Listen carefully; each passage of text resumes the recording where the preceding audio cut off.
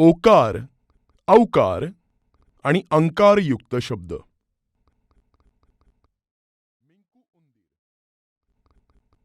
ओहो, या पसाऱ्यामध्ये कोण आले आहे? हॅलो मगरू. हॅलो मिंकू. अरे, हे सर्व काय आहे? खूप गोंधळ आहे मित्रा.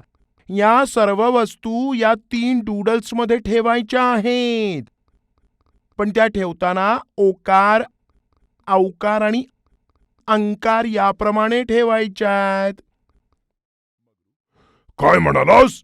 ओकार, औकार आणि अंकार म्हणजे काय? अरे मगरू, मी तुला समजावतो. हे पहा, पहिल्यांदा ओची ओळख करून घेऊया.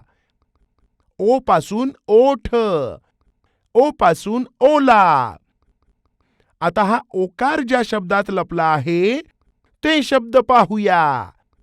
झोप, सोनार, खोली, धोतर आणि होळी.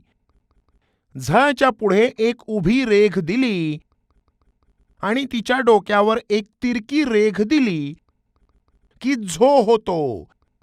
म्हणजे एक काना आणि एक मात्रा दिला तर ओचे स्वरचिन्ह बनते. आता ही अक्षरे पहा.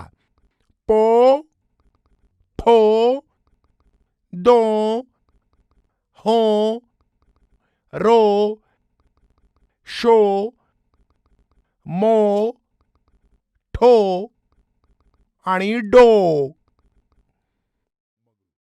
कळले मिंकू. म्हणजे मोदक, पोट, गोड. बरोबर ना? अगदी बरोबर. आता पाहूया औकारापासूनचे शब्द. औ पासून औषध, औ पासून औत. आता ऐक, औकार ज्या शब्दामध्ये आहे असे शब्द. दौलत, नौका, फौज, मौज, हौशी. दच्या पुढे एक उभी रेघ आणि तिच्या डोक्यावर 2 तिरक्या रेघा दिल्या की दौ होतो. म्हणजे एक काना आणि 2 मात्रा दिल्या तर औचे स्वरचिन्ह बनते. आता ही अक्षरे पहा. पौ, फौ, दौ, हौ, रौ, शौ, मौ, ठौ, डौ.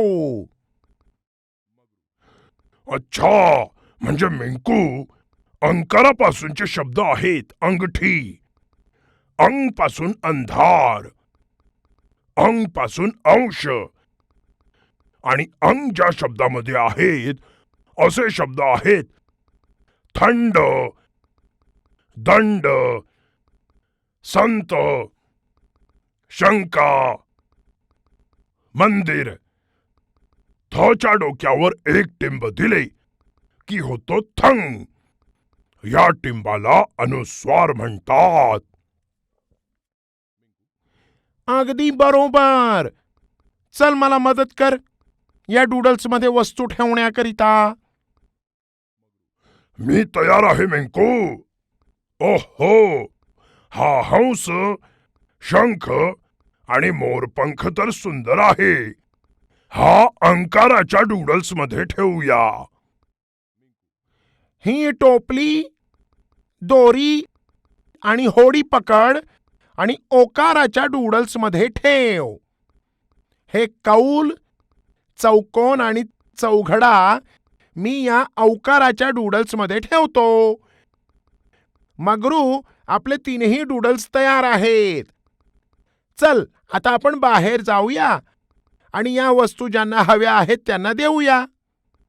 लक्षात ठेव, आपल्याकडे दोरी, टोपली, होडी, कौल, चौकोन, चौघडा, हंस, मोरपंख आणि शंख आहे.